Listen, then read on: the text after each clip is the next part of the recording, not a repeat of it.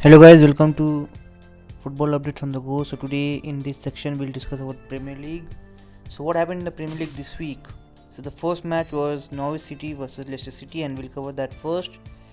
Norwich City finally have won a game after what feels like ages. I don't even remember when they win the last game. So they won this game by 1-0 against Leicester City. So Jamal Lewis scored the only goal of the game in the 70th minute. So it took quite a while before they scored the goal. It was a well taken volley. This was the fifth victory of the season, and they are now only 4 points away from the safe zone. At one point they were already touted or even said they are already relegated, but they are just 4 points away. That shows how bad the teams have been this year, or how competitive the relegation battle has been. So expected goals at Norwich at 0.60 to Leicester's 1.47. So Norwich were definitely lucky. Leicester came very close through Dennis Pratt when he hit the woodwork in the 25th minute, and Kelechi Iheanacho even scored, but was chalked off by VAR for a handball in the build-up. So Leicester was unlucky. So Leicester had 19 shots with 4 on target. In comparison, Norwich had 11 shots with 6 on target.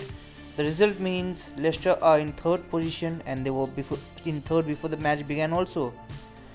And they have 50 points, and Norwich are still rock bottom with 21 points. Moving on, Brighton played their game against Crystal Palace, and Crystal Palace won the game by 1 goal. So it is 1-0, the final scoreline. Benteke has had his second goal involvement in the Premier League after going goalless for almost a year. Jordan Ayew scored in the 70th minute. Two games, the first goal, both the games 1-0, and both the goal was scored in the 70th minute. What a coincidence. So Brighton had an expected goal of 1.87 to the Eagles 2.17. So Brighton were unlucky to score, and statistics show that it should have been a draw.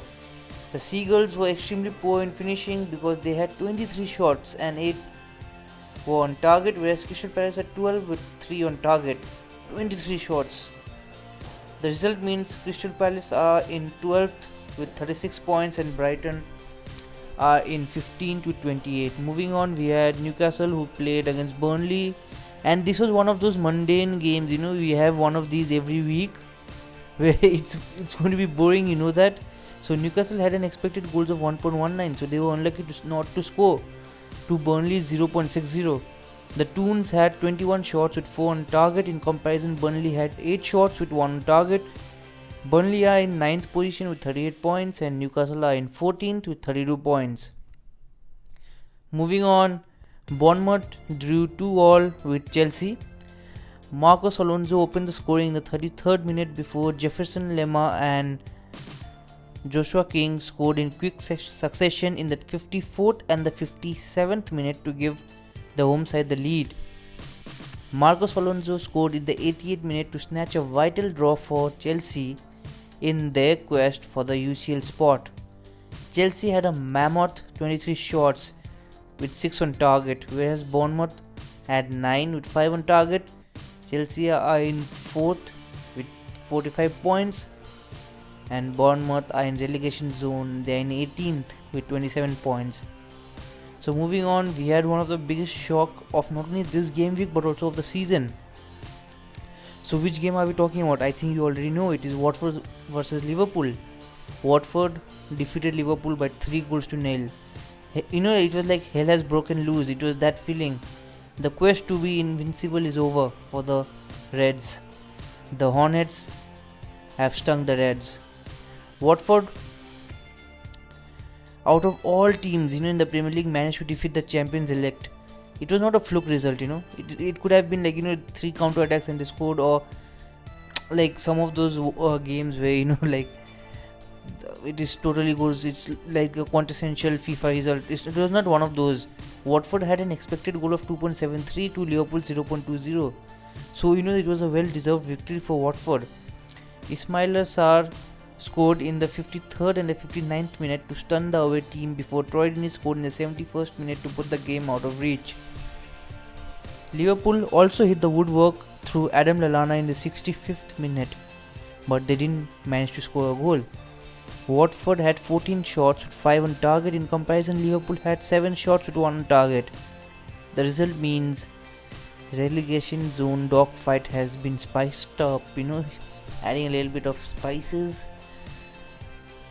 and stirring it.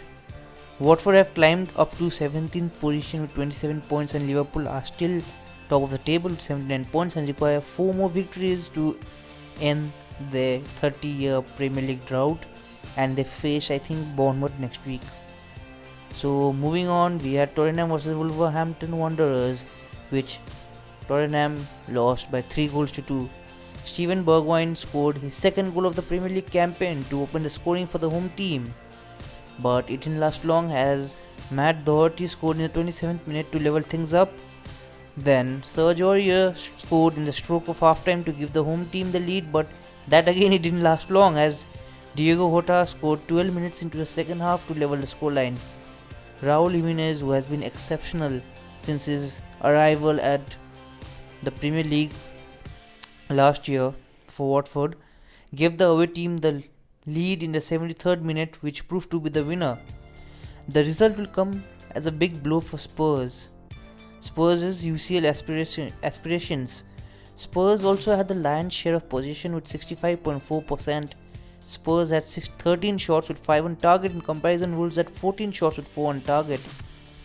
Spurs are now in 7th position with 40 points and Wolves are in 6th with 42 points. So a victory today, they could have,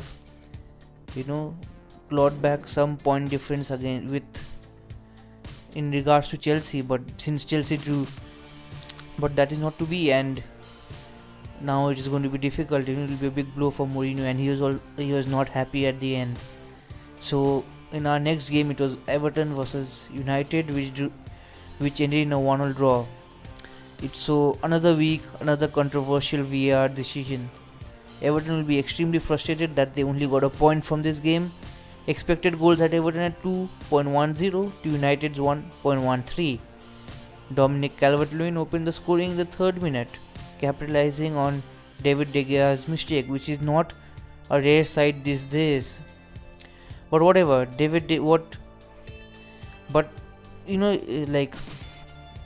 of De Gea, whatever De Gea can do, so can Pickford. If he cannot better it, at least he can match it. So Pickford's error led to Bruno Fernandes' goal in the 31st minute. Who will be the happiest person seeing this match? Dean Henderson. He'll be a very happy man and he'll have a very sound sleep tonight, because he is capable of replacing both the goalkeepers in the respective teams, that is national team and the club side. So Everton had 16 shots with 5 on target and United had 14 shots with 5 on target, with both teams hitting the woodwork once each. The result means Everton are in 11th with 37 points and United are 5th with 42 points. So United could have clawed back some points against Chelsea, and maybe they could have probably strengthened their position to qualify for Champions League, but it was not to be so. Moving on to our last game, we had West Ham versus Southampton, which ended in a 3-1 victory for West Ham. Gerard Bowen opened the scoring in the 15th minute before Michael Obafemi equalized the scoreline in the 31st minute. Sebastian Haller put the home team in front when he scored in the 40th minute before Michael Antonio put the game to bed in the 54th minute. The result means West Ham are in 16th position with 27 points and Southampton are in 13th with 34 points. So this week we also had the Carabao Cup, or the League Cup as it is popularly known as, final, where Aston Villa played against Manchester City at Wembley. So the game ended in a 2-1 scoreline in favour of Manchester City. Manchester City have now won their 3rd League Cup on the bounce. It's a very good statistic to have, and it's also their 5th in 7 years. Aguero opened the scoring in the 20th minute before Rodri doubled the scoreline from Gundogan's corner. Tanzanian international Mbwana Samata pulled one back for the Villains in the 41st minute when he headed home El Ghazi's cross. City had 22 shots with 4 on target. In comparison, Villa had 5 with 3 on target. So congratulations City for winning the League Cup, and that is the first trophy to play, I think, this season, not counting the competitions that you enter because you have won last year, that is the Community Shield, European Super Cup and the Club World Cup. Other than that, the first major trophy of this season was Carabao Cup, and City have won it. Congratulations to them and to Pep Guardiola and to the City staff. So on that note, this was Premier League update on the go. So I'll see you in the next segment or next video. Till then, take care and bye.